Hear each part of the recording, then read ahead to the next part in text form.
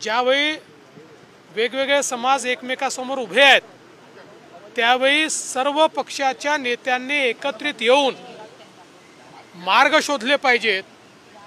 अशा प्रकारची एक परंपरा असताना केवळ राजकीय फायद्याकरता दोन्ही समाजामध्ये खोटं बोलायचं आणि आपली राजकीय पोळी भाजायची, अशा प्रकारच्या मानसिकतेतून विरोधी पक्षाने आज या बैठकीवर बहिष्कार घातला।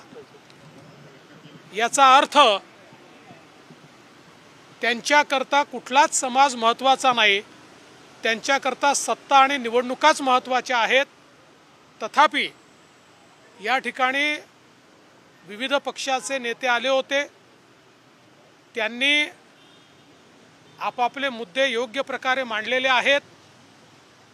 एक लार्जर कन्सेन्सस तयार करण्याचा आमचा प्रयत्न आहे।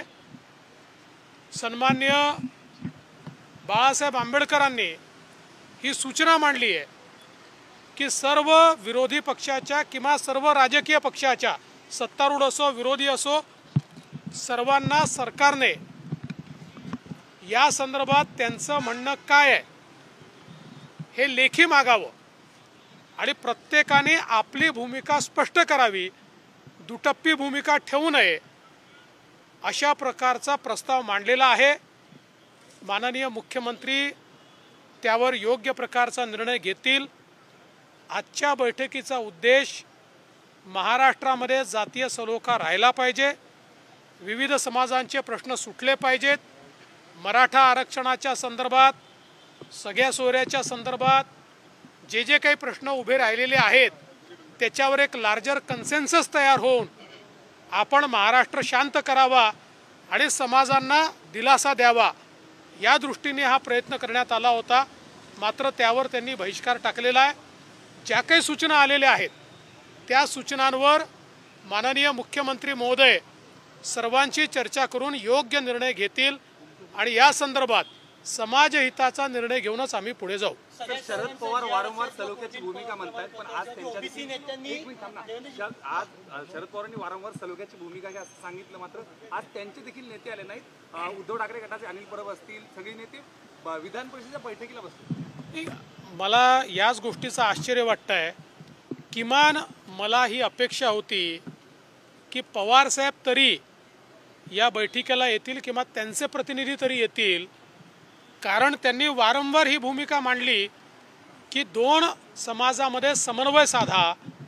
परंतु मला असं वाटतं की आजचा सगळा जो काही प्रकार आहे जाणीवपूर्वक महाराष्ट्र पेटत राहिला पाहिजे आणि पेटत्या महाराष्ट्रावर आपली राजकीय पोळी भाजता आली पाहिजे, अशा प्रकारचा प्रयत्न विरोधी पक्षांनी केलेला आहे। जरांग यांची रॅली निघते, दुसरीकडे आता ओबीसी मधून सुद्धा रॅली काढली जाते, छगन भुजबळांकडून रॅली काढली येते। वाटत नाही राज्यातलं राजकारण आणखी तापू शकतं यामुळे? असं आहे की सगळ्या सोयऱ्यांच्या संदर्भात जी काही विविध मतं आहेत ती मतं आज आम्ही समजून घेतलेली आहे।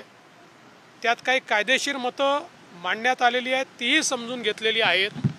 माननीय मुख्यमंत्री सर्वांची चर्चा करूनच या संदर्भात उचित निर्णय माननीय मुख्यमंत्री महोदय घेतील। सर, जरांगे रॅली काढतायत, दुसरीकडे आता भुजबळ सुद्धा रॅली काढतायत, तुम्हाला वाटत नाही कायदा सुव्यवस्थेचा प्रश्न निर्माण होऊ शकतो?